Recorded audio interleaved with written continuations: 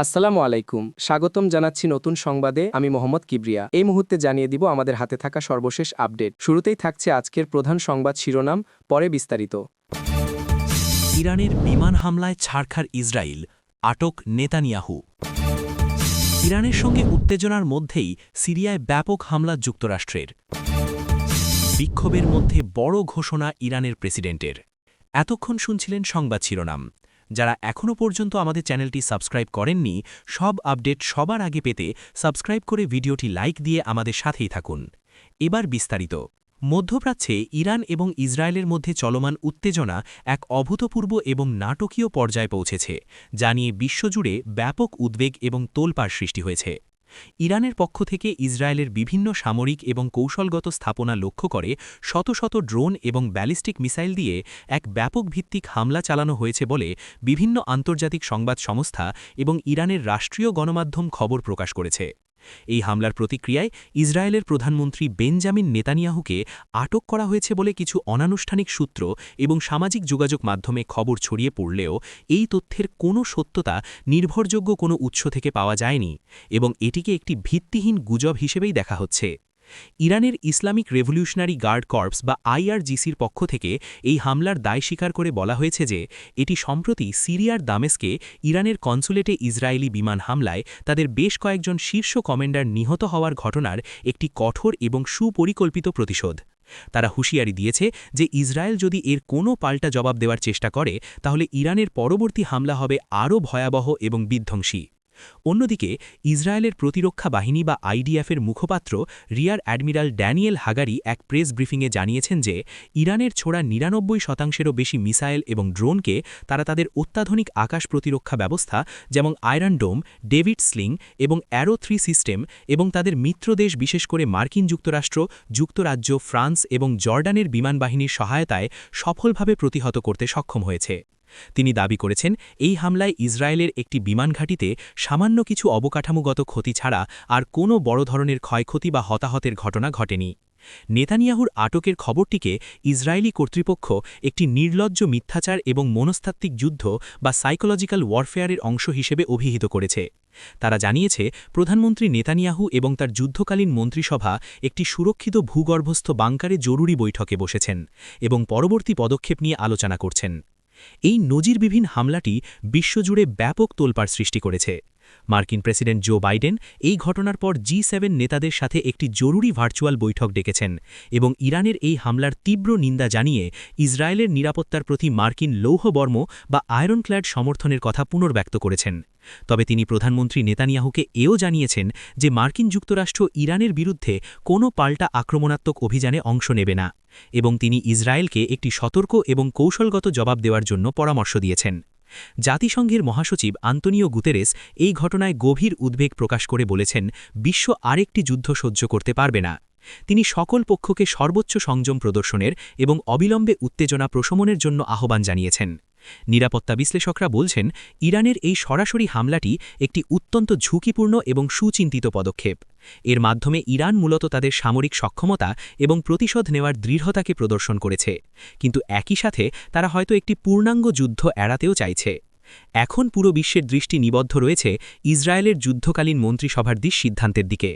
তারা কি একটি ব্যাপক ভিত্তিক পাল্টা হামলা চালিয়ে এই সংঘাতকে একটি আঞ্চলিক যুদ্ধে পরিণত করবে, নাকি তারা তাদের মিত্রদের পরামর্শ মেনে একটি সীমিত এবং কৌশলগত জবাবের পথে হাঁটবে, তার উপরই নির্ভর করছে মধ্যপ্রাচ্যের ভবিষ্যৎ শান্তি ও স্থিতিশীলতার রূপরেখা। এই সংকট নিরসনে আন্তর্জাতিক সম্প্রদায়ের ভূমিকা কী হওয়া উচিত বলে আপনি মনে করেন? আপনাদের মূল্যবান মতামত আমাদের কমেন্ট সেকশনে জানাতে পারেন। মধ্যপ্রাচ্যের জটিল এবং বহুমুখী সংঘাতে যুক্তরাষ্ট্র আরও একবার তাদের সামরিক উপস্থিতি এবং দৃঢ় অবস্থানের জানান দিল।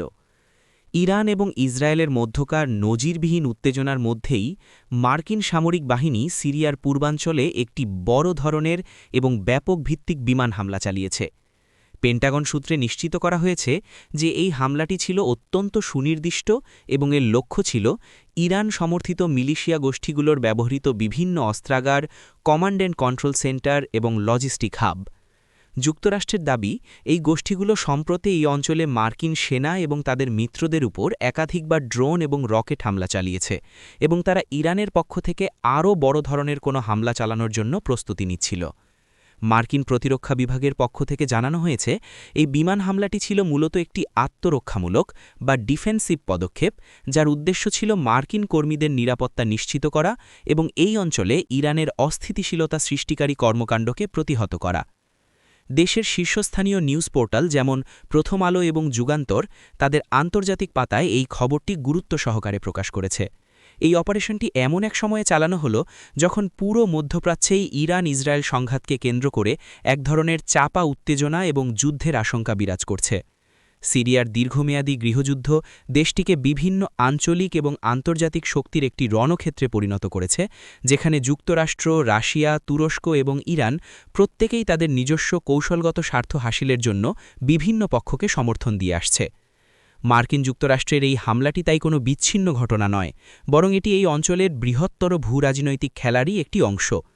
সিরিয়ার রাষ্ট্রীয় গণমাধ্যম এই হামলাকে তাদের দেশের সার্বভৌমত্বের উপর একটি নির্লজ্জ আগ্রাসন হিসেবে অভিহিত করেছে এবং এর তীব্র নিন্দা জানিয়েছে। অন্যদিকে রাশিয়া এবং ইরানও এই হামলার সমালোচনা করে বলেছে যে এই ধরনের পদক্ষেপ সিরিয়ার পরিস্থিতিকে আরও অস্থিতিশীল করে তুলবে এবং সংঘাতকে দীর্ঘায়িত করবে। নিরাপত্তা বিশ্লেষকরা বলছেন, এই হামলার মাধ্যমে বাইডেন প্রশাসন মূলত ইরানকে একটি দ্বিমুখী বার্তা দিতে চেয়েছে। একদিকে তারা ইসরায়েলের প্রতি তাদের সমর্থনের কথা জানাচ্ছে, অন্যদিকে তারা ইরানকেও একটি কঠোর বার্তা দিচ্ছে যে মার্কিন স্বার্থের উপর যে কোনো আঘাতকে বিনা জবাবে ছেড়ে দেওয়া হবে না। তবে তারা এও আশঙ্কা প্রকাশ করছেন যে এই ধরনের হামলা এবং পাল্টা হামলার চক্র একটি অনাকাঙ্ক্ষিত এবং বৃহত্তর সংঘাতের সূচনা করতে পারে, যা নিয়ন্ত্রণ করা কঠিন হয়ে পড়বে। এই ধরনের সামরিক অভিযানের সবচেয়ে বড় এবং করুণ শিকার হয় সাধারণ মানুষ। বিভিন্ন মানবাধিকার সংস্থা এবং আন্তর্জাতিক সাহায্য সংস্থাগুলো সিরিয়ার বেসামরিক নাগরিকদের নিরাপত্তা নিয়ে গভীর উদ্বেগ প্রকাশ করেছে।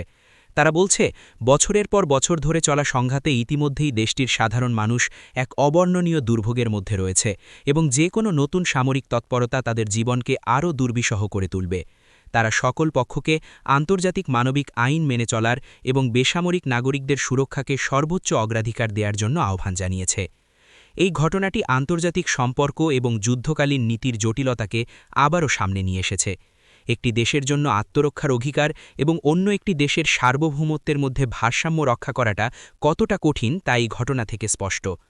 এই বিষয়ে আপনার মতামত কি? একটি দেশের অভ্যন্তরীণ সংঘাতে বাইরের শক্তির হস্তক্ষেপ কতটা যৌক্তিক বলে আপনি মনে করেন? ইরানের অভ্যন্তরীণ পরিস্থিতি, যা সাম্প্রতিক সময়ে অর্থনৈতিক সংকট এবং সামাজিক বিধিনিষেধকে কেন্দ্র করে ব্যাপক বিক্ষোভের কারণে উত্তপ্ত হয়ে উঠেছিল, তাতে একটি নতুন এবং অত্যন্ত তাৎপর্যপূর্ণ মোড় নিয়েছে। দেশজুড়ে চলমান বিক্ষোভ এবং আন্তর্জাতিক চাপের মুখে ইরানের প্রেসিডেন্ট ইব্রাহিম রাইসি জাতির উদ্দেশ্যে দেওয়া এক ভাষণে একটি বড় ধরনের ঘোষণা দিয়েছেন, যা দেশের রক্ষণশীল শাসন ব্যবস্থায় একটি সম্ভাব্য সংস্কারের ইঙ্গিত দিচ্ছে বলে মনে করছেন অনেক বিশ্লেষক। প্রেসিডেন্ট রাইসি তার ভাষণে স্বীকার করেছেন যে দেশের জনগণের, বিশেষ করে তরুণ প্রজন্মের, কিছু অর্থনৈতিক এবং সামাজিক বিষয়ে লেজিটিমেট বা বৈধ অভিযোগ এবং হতাশা রয়েছে। তিনি বলেন, সরকার জনগণের কথা শুনতে প্রস্তুত এবং আমরা অবশ্যই আমাদের কিছু নীতির পর্যালোচনা করব। এই বক্তব্যের সবচেয়ে গুরুত্বপূর্ণ অংশটি ছিল তিনি দেশের গাশত-ই-এরশাদ বা তথাকথিত নৈতিকতা পুলিশের কার্যক্রম এবং বাধ্যতামূলক হিজাব আইন পর্যালোচনার জন্য একটি বিশেষ কমিটি গঠন করার ঘোষণা দিয়েছেন। এই ঘোষণাটি অত্যন্ত তাৎপর্যপূর্ণ, কারণ সাম্প্রতিক বিক্ষোভের অন্যতম প্রধান কারণ ছিল এই নৈতিকতা পুলিশের হেফাজতে মাহাসা আমিনি নামক এক তরুণীর মৃত্যু। রাইসি বলেন, আইন অবশ্যই মানতে হবে, কিন্তু সেই আইন প্রয়োগের পদ্ধতি নিয়ে যদি জনগণের মধ্যে কোনো প্রশ্ন বা উদ্বেগ থাকে তাহলে তা খতিয়ে দেখা আমাদের দায়িত্ব। তিনি বিক্ষোভকারীদের শান্ত থাকার এবং বিদেশি শক্তির ষড়যন্ত্রের ফাঁদে পা না দেওয়ার জন্য আহ্বান জানান। তবে তিনি এও হুঁশিয়ারি দেন যে যারা দেশের আইনশৃঙ্খলা পরিস্থিতি নষ্ট করার চেষ্টা করবে বা সরকারি সম্পত্তির ক্ষতি করবে তাদের বিরুদ্ধে কঠোর ব্যবস্থা নেওয়া হবে। প্রেসিডেন্টের এই ঘোষণায় ইরানের অভ্যন্তরে এবং বাইরে মিশ্র প্রতিক্রিয়া দেখা গেছে। বিক্ষোভকারীদের একটি অংশ এবং সংস্কারপন্থী নেতারা এই ঘোষণাকে একটি ইতিবাচক প্রথম পদক্ষেপ হিসেবে দেখছেন। তারা মনে করছেন এটি প্রমাণ করে যে জনগণের সম্মিলিত চাপ সরকারের উপর প্রভাব ফেলতে শুরু করেছে। তবে তারা এও বলছেন যে শুধুমাত্র কমিটি গঠন বা পর্যালোচনার প্রতিশ্রুতিই যথেষ্ট নয়, এর বাস্তবায়ন দেখতে হবে। অন্যদিকে কট্টরপন্থী এবং বিক্ষোভকারীদের একটি বড় অংশ প্রেসিডেন্টের এই ঘোষণাকে একটি ধোঁকাবাজি এবং সময় ক্ষেপণের কৌশল হিসেবে দেখছে। তারা মনে করে সরকার মূলত আন্তর্জাতিক চাপ কমানোর জন্য এবং বিক্ষোভের তীব্রতাকে স্থিমিত করার জন্য এই ধরনের নরম সুরের কথা বলছে, কিন্তু বাস্তবে তারা কোনো মৌলিক পরিবর্তন আনতে আগ্রহী নয়। তারা পূর্ণাঙ্গ সংস্কার এবং আরও বেশি নাগরিক স্বাধীনতার দাবিতে তাদের আন্দোলন চালিয়ে যাওয়ার ঘোষণা দিয়েছে। বিশ্লেষকরা বলছেন, প্রেসিডেন্ট রাইসির এই ঘোষণা ইরানকে একটি ক্রসরোডস বা চৌরাস্তার মোড়ে এনে দাঁড় করিয়েছে। এখন দেখার বিষয়, ইরানের সর্বোচ্চ নেতৃত্ব কি সত্যি একটি সংস্কারের পথে হাঁটবে এবং জনগণের সাথে একটি নতুন সামাজিক চুক্তি বা সোশ্যাল কন্ট্রাক্ট তৈরি করার চেষ্টা করবে, নাকি তারা আবারও কঠোর দমনপীড়নের পথেই ফিরে যাবে। এর ওপরই নির্ভর করছে ইরানের ভবিষ্যৎ স্থিতিশীলতার রূপরেখা। একটি দেশের অভ্যন্তরীণ পরিবর্তনে আন্তর্জাতিক সম্প্রদায়ের ভূমিকা কেমন হওয়া উচিত বলে আপনি মনে করেন? দর্শক, এই ছিল আমাদের আজকের বিস্তারিত আয়োজন। প্রতিটি খবরই আন্তর্জাতিক অঙ্গনের চলমান পরিস্থিতিতে অত্যন্ত গুরুত্বপূর্ণ এবং আমরা চেষ্টা করেছি প্রতিটি বিষয়ের গভীরে গিয়ে একটি নিরপেক্ষ এবং বস্তুনিষ্ঠ চিত্র আপনাদের সামনে তুলে ধরতে। আপনাদের মূল্যবান সময় দিয়ে আমাদের সঙ্গে থাকার জন্য অসংখ্য ধন্যবাদ। যদি আমাদের এই পরিবেশনা আপনাদের ভালো লেগে থাকে এবং তথ্যবহুল মনে হয়, তাহলে অবশ্যই ভিডিওটিতে একটি লাইক দেবেন। আপনাদের প্রতিটি লাইক আমাদের আরও ভালো কাজ করতে অনুপ্রাণিত করে। আর আপনি যদি আমাদের চ্যানেলে নতুন হয়ে থাকেন এবং এই ধরনের নিরপেক্ষ ও গভীর বিশ্লেষণমূলক খবর নিয়মিত পেতে চান, তাহলে এখনই চ্যানেলটি সাবস্ক্রাইব করে পাশের বেল আইকনটি অন করে রাখুন। এতে করে আমাদের নতুন কোনো ভিডিও আপলোড হওয়া মাত্রই আপনি সবার আগে নোটিফিকেশন পেয়ে যাবেন। ভালো থাকবেন, সুস্থ থাকবেন। দেখা হবে পরবর্তী কোনো গুরুত্বপূর্ণ আপডেট নিয়ে।